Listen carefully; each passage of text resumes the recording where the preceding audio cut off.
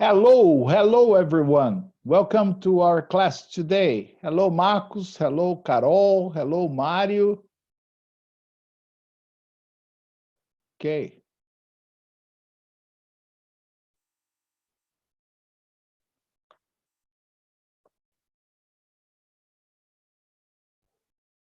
Hello guys. Hello teacher again. Hello again, Carol. Hello. Are you still all right? Yes, all right. And you, teacher, how are you? I'm okay. Hello, teacher. Hello, Carol. Good evening. Hello, Marcos. Good evening. How are you? I'm fine, and you? Fine. Good. Before we go into our class today, I have some questions just to see if you got the idea of what we discussed yesterday. Okay? So, Carol, from a legal point of view, as a lawyer, do we have any cases in Brazil similar to the ones in the United States concerning the business liability involving like employees that got drunk at work and got involved in accidents, or you have never heard of anything like that? Teacher, I think yes. I think that I have the similar cases, but in the different way. Because here in Brazil, the companies and Employees. No employees. Employers. The employers, yes, exactly. The employers is not liability to the employees or they are not liable to the employees. Liable, yes, to the employees. But, or they have no liability. Yes. Yes, but sometimes we have in the contract between employee and companies and contract between There's them. a condition? Yes, we have a condition.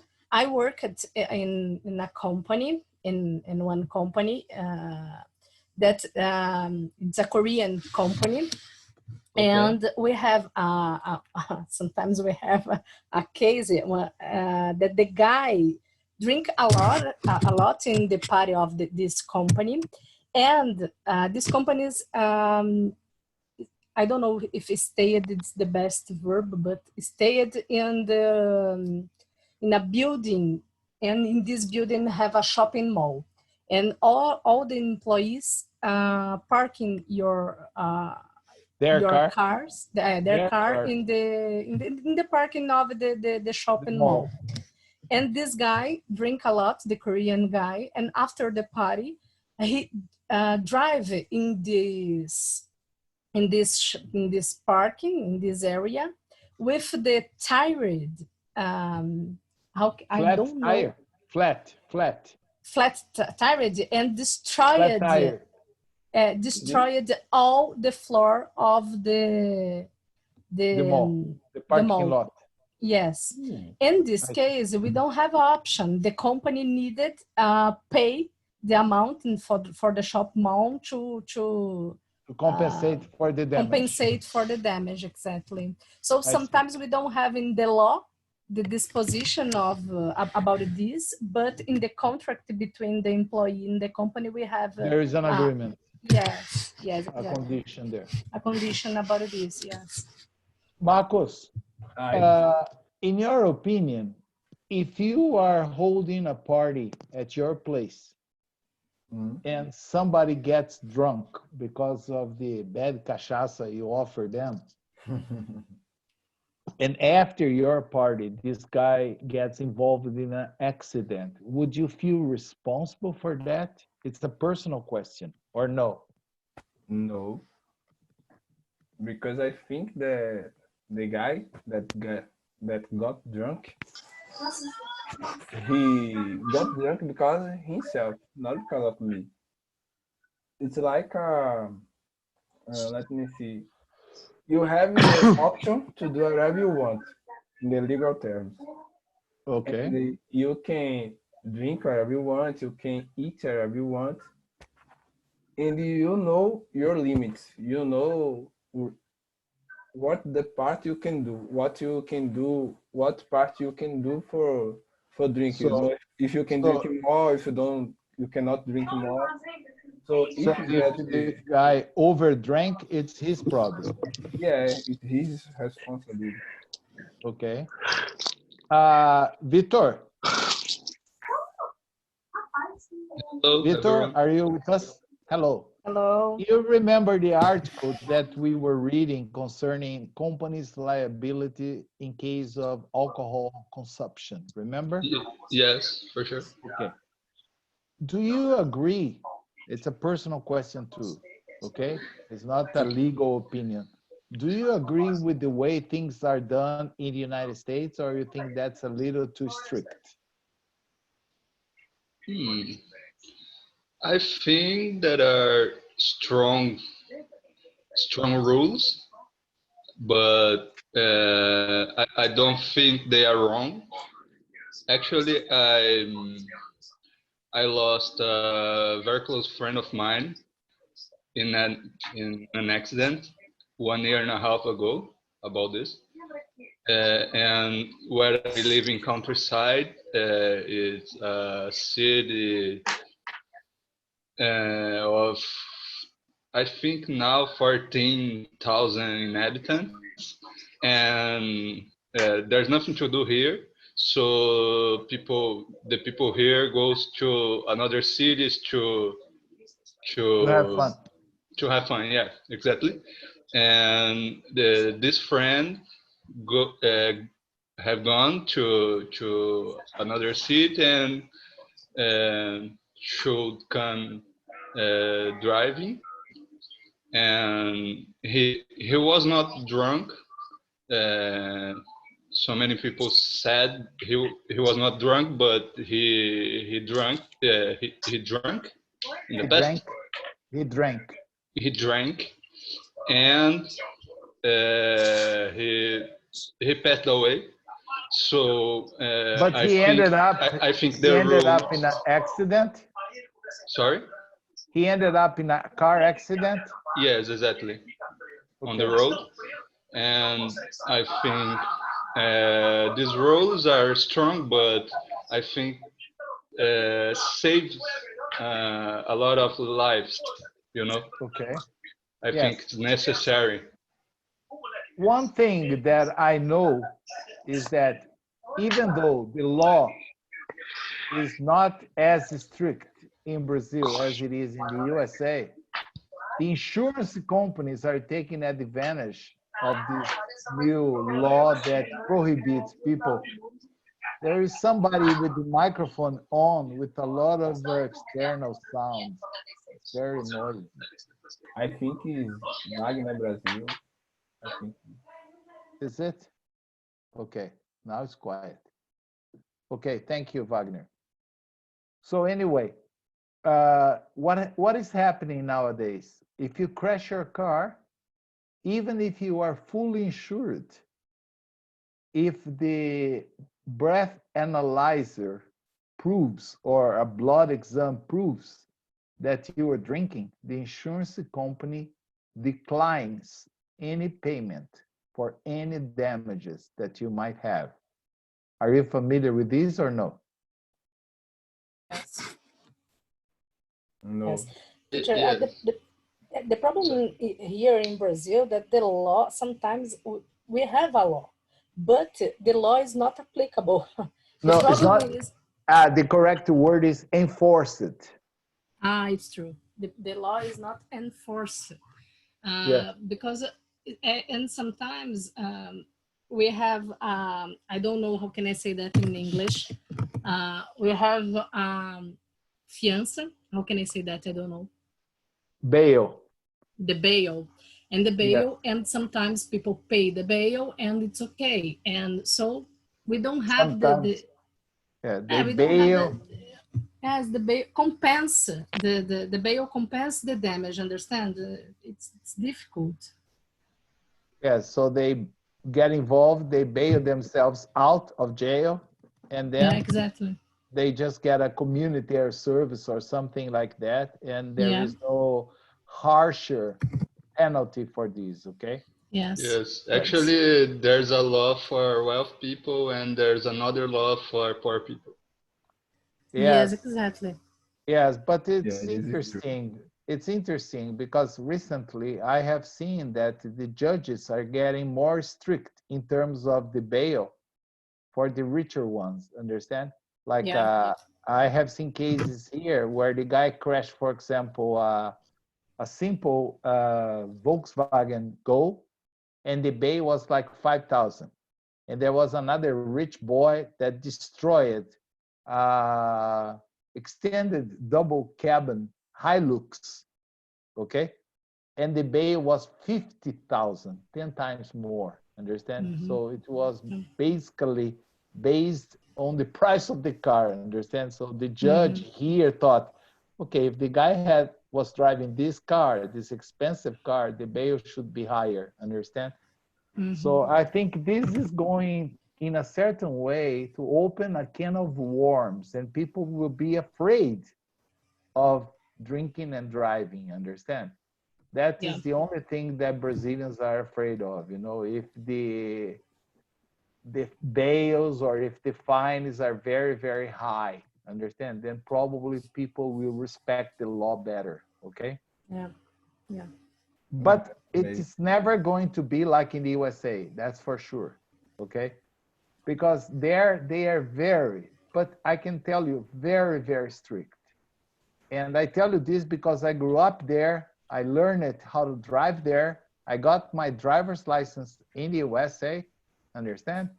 And I heard 1,000 times, you know, like never drink and drive, never drink and drive. And sometimes I had a chance to visit like some breweries. Remember this word from yesterday, Marcus? Breweries? Yes. Like Miller, like Budweiser, a brewery. And at the end of the tour, it is possible to take a tour through the factory, you know? You can try some beer, you know? But it's very funny because they bring you like 3 small glasses. And I was curious about the size of the glass. And the girl told me, no, if you drink only the 3 samples that we give you, that is exactly the limit you can get by without getting in trouble with the police if they ever stop you. Understand? So they controlled it exactly. That was the exact limit of alcohol that you could have in your blood in case of being stopped by a police and they required you to blow a breath analyzer, understand? So it was very interesting because they were very tiny glasses, understand? It was just like a sip, 1 sip, that's it, okay? But at least it's not 0, okay? But it's less than 1, of course, okay? It's minimum, all right? All right. So before we go into today's class, I just want to know if I don't know if you had a chance to read everything again, and if you had any doubts about the article that I gave you last class, because that was quite an interesting article. So if you have any questions, this is the time to ask me. If you don't, I would just share my screen and we'll go into today's topic. Any questions or no? Not now, teacher. No. Maybe later, but not now. Okay. So let me share my screen and let's start today's class, okay? Let me see if I got the right file here. Yes. Can you see my screen there? Yes. Yes. What are we going to talk about today? The origin of the English language. And we'll start with a little quiz. I then, watched a video about this. If I oh, you remember, did? I know. Yes. Oh, On that's the very good YouTube. then. So you're gonna master the class, okay? If I remember. Probably I'll mute my microphone and I'll let you conduct, right? No, no way. Then we'll talk about the origin of the modern English language. What is the origin of many words used in English, and some exercise about important words, of course, okay? So first of all, Would you say that the English language itself, the original English language, would you say that is a very rich or a very poor language if compared to Portuguese or Spanish or Italian or even French? Poor. I think it's poor. Yeah, me too. Poor Yes. language. It is. Poor. If you consider only the, let's say, the Anglo-Saxonic words, English would be a very bad language. But the point is, by adding prepositions to pre-existing verbs, they change the meaning. By importing a lot of words from other languages, they just built up the modern English that is spoken nowadays. So just for you to have an idea, I will show you the first here, the first questions of the quiz. Where do you think the English language originate? In Germany and the Netherlands, Wales, or England? If you don't know, it's okay, because this is the topic of the class. But I want you to guess. I think it's Germany and Netherlands. Yes, because Saxony is in German, right? Anglo-Saxon, yes. Yeah. And Netherlands too. Okay? Yeah, there's a region in German called Saxony. So Yes? I'm guessing. No, but that's a very good guess. The origin is Germany and Netherlands, understand? There are hundreds of words that are quite similar, okay? Like only the pronunciation, of course. In Germany, they say Baker. In the United States, you say baker. They say water. Americans say water, okay? But the words, I have been to Germany a few times, and it was interesting because I don't speak German. I hate German. The impression I have is that every time somebody's talking to me, they are not actually talking to me. They are fighting with me. Yeah. Understand? Because there's always, and I go like crazy, understand? But Guten Morgen, you know, like it's very similar to English. Guten Tag, Dank, you know, so thank. So you see that there is a certain proximity, understand, between the two languages. Now, approximately, how many words do you think are there in the English language? About 170,000, more than a million, or between 20 and 30,000, or letter D? Letter I don't A. know.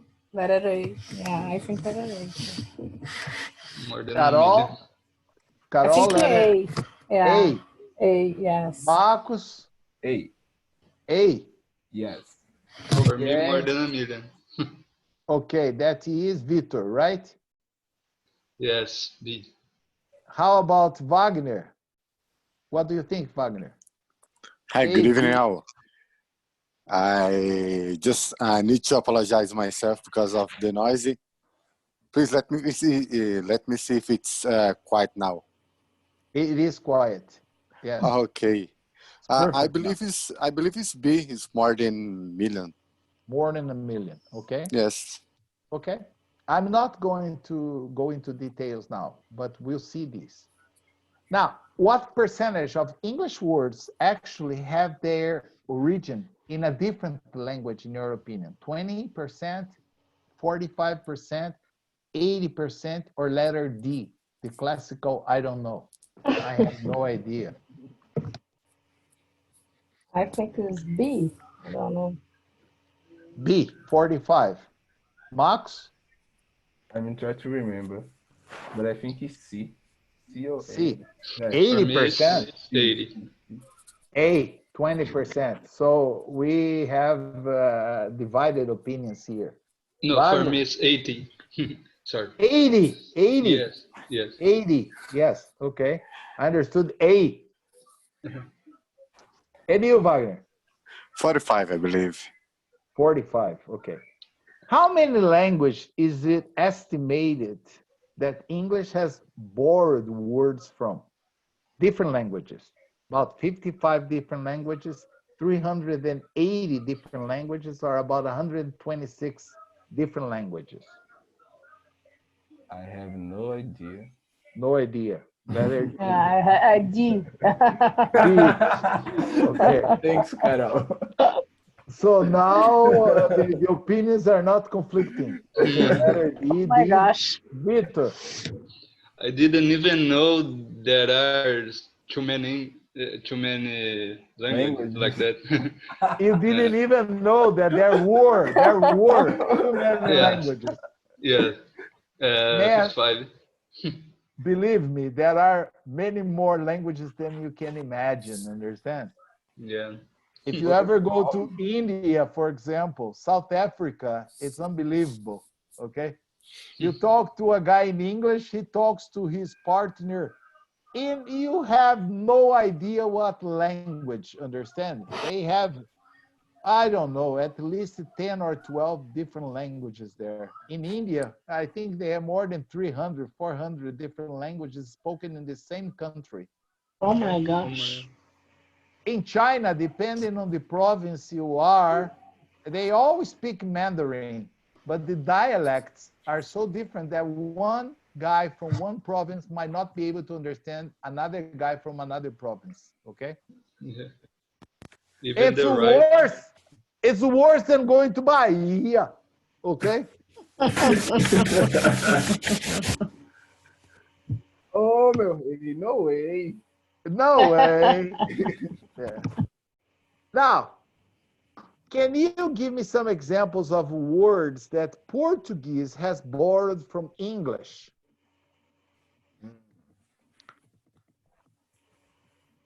Let me remember. In Portuguese, we have a lot of, because we want to see like in American. For example, notebook, pen drives. Actually, Okay. they call in different way, but we, how can I say, we Americanization of these words. Americanized, Yes. or tropicalize these words, okay, to be Oh, used in Brazil. tropicalize being better. Yes, we tropicalize the words to be used in Brazil. I'll tell you Yes. something, maybe an interesting fact. Maybe, Marcos, I know you are a bookworm and an electrical engineer, but I don't know if you remember the first personal computers that came into Brazil, the 286, the 386. Do you remember them? The Jurassic ones? Teacher, come on, Marcos is a baby. I saw by photos. You have seen photographs. Yes, I'll tell you Yeah. something very funny about them.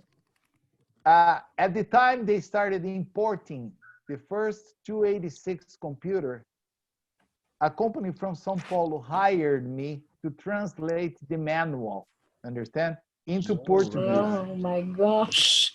Really, And then teacher? Yes, and then I remember that I took a look at the manual and I said, it's impossible to translate this. I have never seen a personal computer in front of me. And then the company said, okay, we'll send you a computer, you know, with those beautiful monitors, the keyboard and everything. And then maybe by visualizing the things, it's going to be easier. I said, perfect. That's what they did. And I started translating a manual with about 300 pages. When I finished, I turned it in the manual to the company, invoiced them to receive my payment, of course. And then it was so funny because next day, there was like I think she was the president's secretary or someone like that. She called me and said, are you crazy? I said, why? You have just created words that don't exist in Portuguese. I said, what do you mean? Oh, for example, you just wrote here in Portuguese, para dar boot no computador. What the fuck is this? This word doesn't exist. I look it up. I said, well, but if you follow the instructions, you press Ctrl-Alt-Del and you restart the computer. People that are going to use the computer understand that. She said, no, but it's not acceptable. I cannot leave words like this. Like, in order, a fim de dar setup, so I started using a lot of words like in English, as Wagner said. I couldn't find a word in Portuguese to say something that didn't exist in Portuguese at the time. Understand? And according to her, this was 100% unacceptable. And then I told her, can I speak to your technical manager or director or someone like that? She said, yes, but he's not going to accept either. I spoke to the guy, and the guy said, that's perfect. Good job. Okay? We'll leave it like this. You still use this word in a computer or Exactly, in academic exactly. university until today. Yes. Imagine that time. Yes. No, I'm talking at least about 25 or 30 years ago. Understand?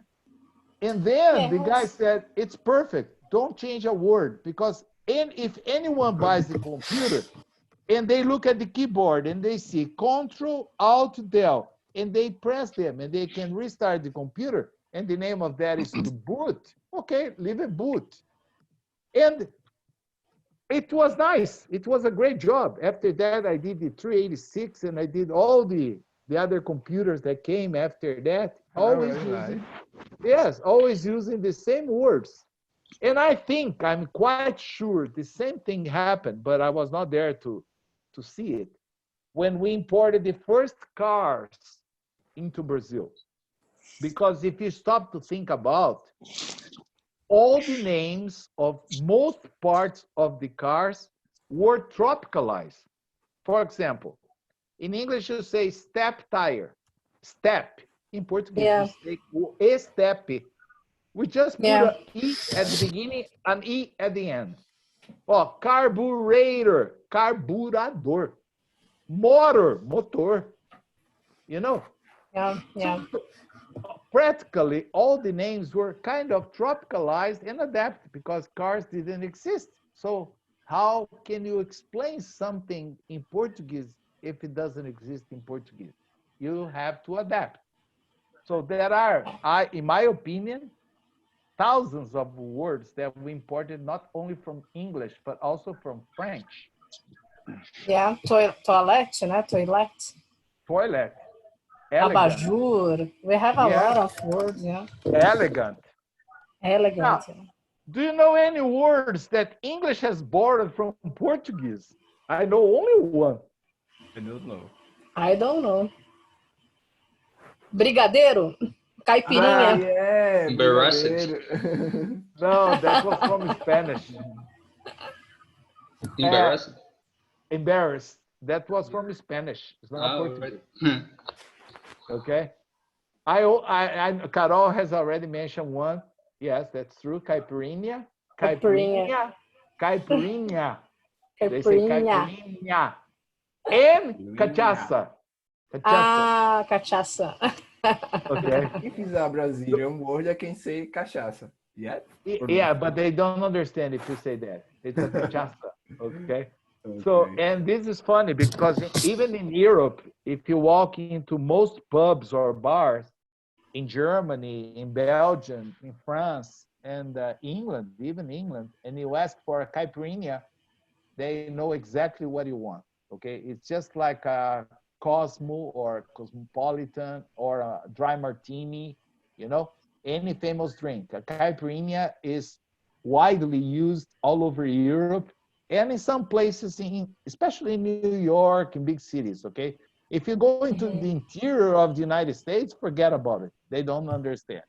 So it's not that widespread yet, okay? Yeah. All right, but let's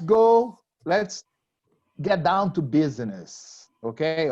The origin of the modern English language. Since we have only one lady in our class, and in my opinion, lady is always first. Carol, could you start reading, please? Yes, let me second the teacher. I don't know what's happened here. Yeah, now yes. The origin of the modern English language. Origin of the modern English language. English was originally brought to what is now called Britain by Anglo-Saxon settlers from northwest Germany, West Denmark, and Netherlands. But the language that we nowadays call English has been changed almost out of recognition by the passing of time and even passing of time, and even more influentially, the impact of the other languages. It is estimated that words borrowed from other languages make up around 8%. 80%. 80%. For the ones that guessed 80% was a very good guess. Yeah, Carol, Yeah. that's right. Yeah. Of the English language. As the author James D. Nichol has noted, we don't just borrow words. On occasion, English has pursued other languages down alleyways to beat them unconscious and rifle their pockets for new vocabulary. Yes. Do you understand this? Yeah, but I have doubts. Alleyways. Exactly. What is an alley? Like in a dark alley. Don't know. Alley, Carol, you told me once that you have been to New York, yes? Yeah. It's very common to see New York in between two streets, a very narrow passage that's called an alley, okay? It's the same as the Batman we have in Brazil, in São Paulo. Do you know, teacher?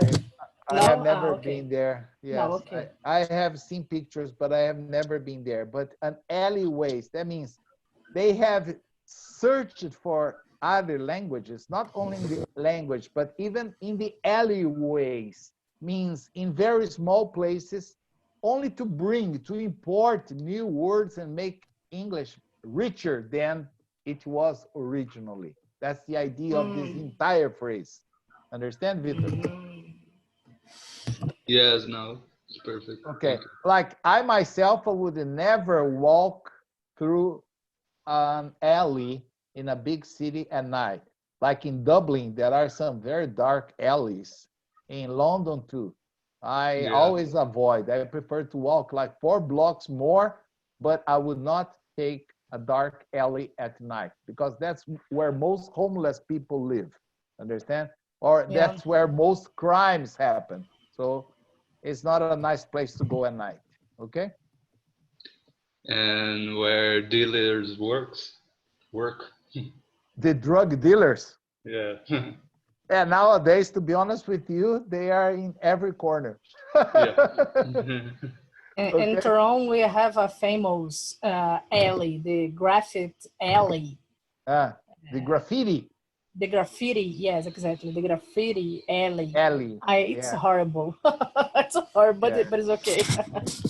But it's very funny because I was in Amsterdam about 2 months ago. And it's funny because in Amsterdam, marijuana is legal if bought and is smoked in cafes. Really? There are special cafes, not coffee shops. Understand? So I do have a lot of pictures from outside where you could buy everything concerning marijuana inside of the cafes and even smoke there. Sometimes you would just stop by and you would already get high, understand? But it was funny because I was in a bakery, in a bakery. We were buying ice cream, some like cupcakes for the children, understand? And a couple of Americans came in and the guy was like, "Hey, sorry, but do you speak English?" I said, "Yeah, sure." "Do they sell marijuana here?" I said, "This is a bakery. Look for a cafe because it's all over. On the streets, you find the local drug dealers, but that's illegal. If the police catch you buying from a drug dealer on the street, you can go to jail, you can be arrested. But if you go into a cafe and you smoke it there, no problem, understand? But the guy wanted to buy in a bakery, understand? And then what happened? I was so fucking surprised. Inside of the bakery, they had brownies. You know what's a brownie, don't you? Yeah. Mhm. And when I Oh looked my at the God. brownies, they were made from cannabis. Understand? Oh my gosh, yeah. And I said, what? And you had the mild, the strong, the intense, and the super intense. And I told the guy, you also sell like cannabis here? He said, no, no, no, only the brownies. I said, okay, but if I eat them, am I going to get high? He said, oh, not as high as if you smoke one. A Hi, joint, hi, you know? hi. But you might see some elephants flying. I said, oh my gosh, in a Do it. bakery, and I was with children, understand? And then I remember saying, okay, let's buy the ice cream and let's get the hell out of here, okay? Because even in the bakery, they were selling brownies. Yes. I went to Amsterdam last year, and Uh, I saw a bakery with a uh, lot of cans with these special cookies. And, cookies. yeah, cookies. And I took a photo and sent for my friend. Oh, I found your place. No, I took a photo. I also did that. I took a photo of every different type of brownie, and I sent to my children, understand? And I said, look what you can buy in a regular bakery now. It's not cannabis, but you can buy brownies of cannabis. So, Marcus, can you read the second paragraph for us? Yes. One of the reasons why English has such a huge vocabulary is Huge vocabulary. huge vocabulary, estimated to be more than 2 million words. Okay, so for the ones that said more than 1 million, they were right. It has more than 2 million words. Though not all are in current use, is that English has borrowed words from up to 350 other languages. okay, now you got the other answer here. 350 other languages. Oh my gosh. Yeah. Some of the biggest contributions come from Latin and Greek and French via the normal invasion of 1066. 1066. 1066. It's easier, okay? So as you can see here, the English language has more than 2 million words, though not all are in current use. A good example is if you try to read the Bible in English, probably you have a lot of difficulty. No, teacher, it's too difficult. Yes, that's what I said. Yes, it's because most of the words there are not in use anymore. Understand? Like you, it's possible to find, for example, you like these. Let me see if I find a place. The, understand? So this is not in use anymore. Or even if you try to read an original book written by William Shakespeare, it will also have difficulty because many words that were common when Shakespeare wrote his classical books are not common anymore, understand? And they are not even used. Not even native speakers understand them because they are not used anymore, okay? All right? And Yes. because of this French via the Norman invasion here, we have a very interesting fact.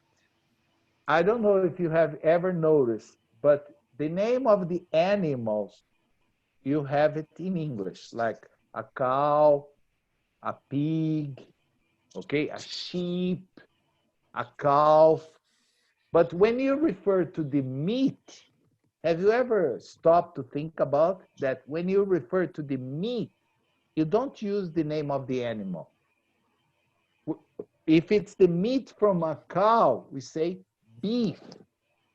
If it's the meat from a pig, we call it pork. Pork. Yeah, If it's meat from a sheep, we call it mouton. If it's meat from a cow, we call it veal. And then you can say, what the hell? Why do you have two names for the same thing? And that goes back to the medieval times when the poor people worked to serve the rich people. But the rich people in England, they didn't speak English. Can you believe that? The rich people spoke French. So a guy would raise, slaughter, and prepare a big cow to serve to the royal family, to the kings, to the dukes, to the lords, understand? But they only spoke French. They didn't speak English. And then when they would bring the cow to them, they would say, oh, très bien, beef. But they couldn't speak French. They only understood beef. In French, okay, you write it like this, something like this, okay? Pardon my French, okay? But they understood beef, okay? So they would say, I don't know why, but those guys there, the rich ones, call this beef. And then you have the name for the animal, cow. The name for the meat, beef, okay? And the same goes for like a pig, you call it pork, but the original in French is pork, okay, with the C, but in English you write with the K because that's how they understood it. And then you can ask me, but why don't you have a different name for a chicken? Chicken is always chicken. Yeah, because the rich people never ate chicken. Chicken or fish was the only animals the poor people could eat, understand? They would never serve a chicken to a royal family, understand? So you don't have a French equivalent, only to like a veal that refers to a calf and so on, okay? What Understand this? about lamb? Lamb. Lamb is also the same of like a sheep. I often get confused, understand? Usually Yes, me say too. pork, sheep, lamb is the same, okay? Yeah. I get confused because I don't like either lamb or mouton, okay? Really? Honestly speaking, yeah, I don't like it, okay? So I confuse the animals, okay? The sheep I know is the one that produces the wool, okay? yeah. Yeah. But anyway, Victor, can you read the next paragraph? We easily recognize. We easily recognize such words as café and entrepreneur as being French, but a lot of much older words are too. For example, most of the words for meat, such as beef, mouton, Oh, and pork, come from French, and this explains why they are so different from the words we use to describe the animals themselves. that's what I have just told you, okay? But don't confuse a café with a coffee, okay? If you say, I'm going to drink some café, they say, what? A café is a coffee place, a coffee shop. Is not the drink, all right? All right. Wagner, do you think you can read for us the next paragraph? Yes. Arabic has given the language many words that most people would not recognize as anything but English. For example, admiral, caravan, and candy. And the time the British spent in India as a colonial power has given the language words Hindi or Urdu, words such Hindi, as Hindi, Hindi. Hindi, Oh, okay, yes, Hindi or or Urdu. Urdu. words such as bungalow, pajamas, khaki, and shampoo. Yes, pajamas. Okay? Pajamas. Yeah, nowadays they only say PJs. PJs. PJ. Oh, Yeah, they abbreviate. And this Y here is not even common to write, but this is the origin of the word. Today they write like this, pajamas, okay? But the original word is pajamas with the Y. But today, most people only say PJs, PJs, okay? Like shampoo is not English, it's Hindi, okay? Bungalow, it's Hindi. Khaki, we use this normally in English, like I like your khaki pants, okay? Now, Even in Portuguese. yes, even in Yeah, it's Portuguese true, we even use. Portuguese. That's also imported word from Hindi, okay? Nice. Carol, Yes. what is the next? Yes. And then there are more modern borrowings such as anime, tsunami, and Anime. rickshaw. Anime, tsunami. Anime, tsunami, and rickshaw. You don't pronounce the T. In English, you say only tsunami. Tsunami, okay. From Japanese, guerrilla, and cockroach, cucaracha. From Spanish, rucksack, and delicatessen from Germany, broccoli and graffiti. Graffiti. From Italian, and glitch, and bagel from Yiddish. Bagel. Bagel. From I have a lot of Yiddish. words that I don't know what means here. Okay, let's talk about. But they are what, all what means in glitch? English. What means what? Glitch. I don't know the pronunciation of this word. Glitch. And bagel. Yes. What means glitch? You have never seen this in English? No, I don't know. I think no. Okay. There was,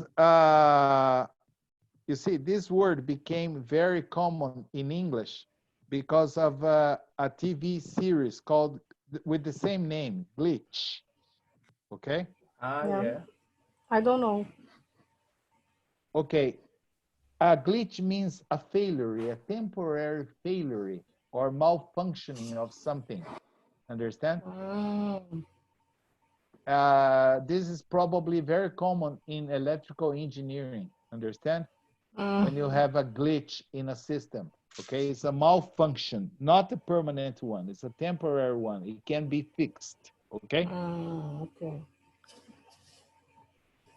Sometimes they call it a bug in the system. Okay, but bug has been more used for like software and glitch for hardware. Okay, Marcos? Yes. Have you ever seen this or no? Glitch? Yes. Yes, I saw one. Okay. Bagel, understand? Bagel. I Yeah. love bagels. That's my favorite type of bread. Okay? But bagel? Yeah, it's delicious. Yes. With the cream cheese and smoked salmon, that's my favorite sandwich. Okay?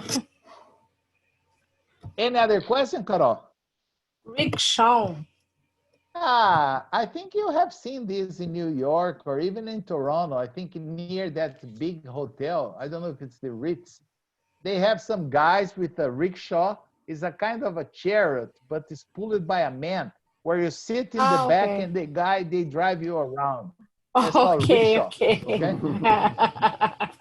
Okay, I know. Usually are tricycles. I don't know why, but they never accept to take me on a rickshaw, okay? Just because why I am not? big. I don't know. I think that was kind of bullying, understand? Oh, no, I'm not going that way. Sure. Okay. Okay, another question or no? No. Sorry, Yiddish. Where is it That from? is Israel. That's the official language that the Jewish people speak. Okay? Nice. It's very not- interesting. It's very interesting because there are so many Israeli or Jewish people in New York that there are certain words that are used very commonly in New York City everybody understands, but it's not English, it's Yiddish. Probably the best example I can give you is I don't even know if I can schmuck. I have to check the spelling because Yiddish is a difficult language. Let me see. I'll tell you the meaning, you are going to be surprised. The only problem I have is how to pronounce, how to spell this. The pronunciation is schmuck, schmuck, Smart. Schmuck.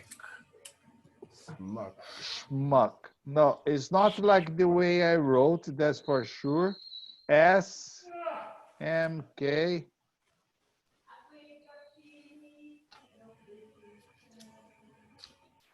Oh, shit. What happened, teacher?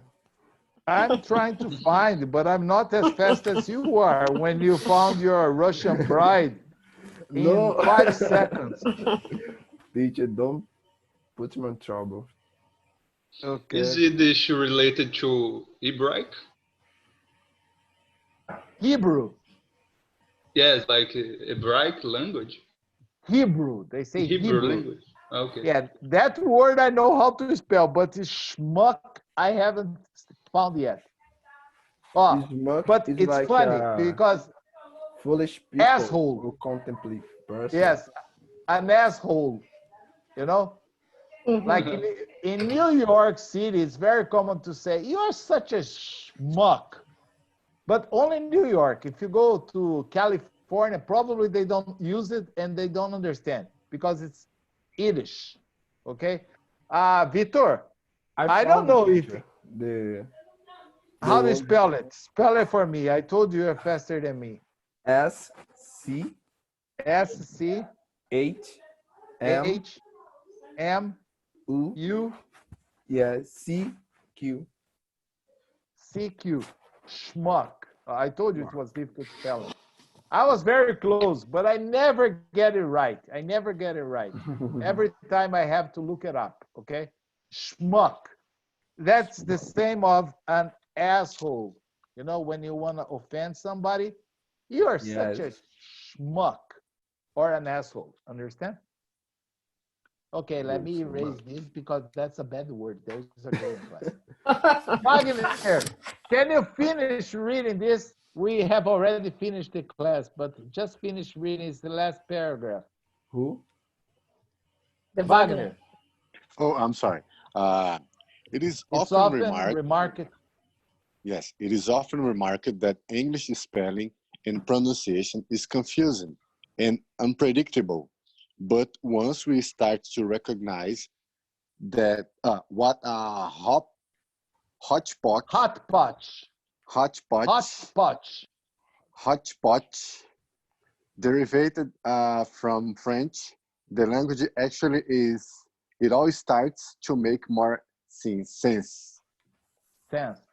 Yeah, that's why the spelling is very difficult because you import a lot of words like schmuck.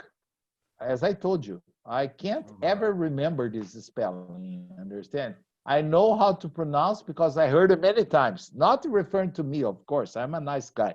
But I heard I say for my people mom calling that other you teach me this word today. Okay. But you see, a hodgepodge, that's a French word. Okay. That means What does mean, teacher, the hodgepodge? it means a mixture of everything. Like her apartment is such a hodgepodge. That means nothing matches with nothing. She mixes all styles of decoration. Understand? Yes. All right. So the only way to understand why spelling and pronunciation in English is confusing is because of this. Can you imagine a language that is made up of 380 other languages? Mhm. Now, Difficult. It's here quite you difficult. have, yes, here you have some examples of the important words from Arabic. Okay, I listed them from French, from German, from Hindi, and Urdu, official languages in India, but there are more, I don't know how many. From Italian, you have broccoli and graffiti. From Japanese, anin, tsunami, rickshaw. From Spanish, cockroach, guerrilla war, you know. You have like escalator. It's also from Spanish. From Yiddish, you have glitch and bagel. And everybody uses normally as if they were English. So what I have here for tomorrow, I would like you to look at this word. Like the first one is the one that Victor mentioned, embarrass, okay? Yes. And that's interesting, Victor, because in Spanish, it has one meaning. In English, it has a totally different meaning. And they imported the word anyway. Yeah, Understand? exactly. In Yes. Spanish And is quite funny. yes. No, in Spanish, if like la chica estás embarazada, means she's pregnant. Yeah. She's Pregnant, pregnant. yes. And that's why many Americans get in trouble. Understand? They go down to like Mexico and they say, oh, I'm with embarrassed. yes, Joe, estou embarazado. And people look, what the fuck is that? How a guy can say that? You know? Because the meaning is different. They import it, but they change the meaning. So there's a list of words here. I want you to check them. If necessary, use a dictionary and tell me if the spelling is right or wrong. Some are right, some are wrong. They have been changed into English, okay? And then there are 3 questions for you to think about, and tomorrow we'll talk about them, okay? Okay. Okay. Excellent. See you guys tomorrow. Thank you for See you. working Thank my you so class. much. Have a Have a nice nice evening. evening. See See you you. tomorrow. Bye-bye. See You you. have a nice one. Everyone, bye-bye now. Stay home, stay safe. Mhm.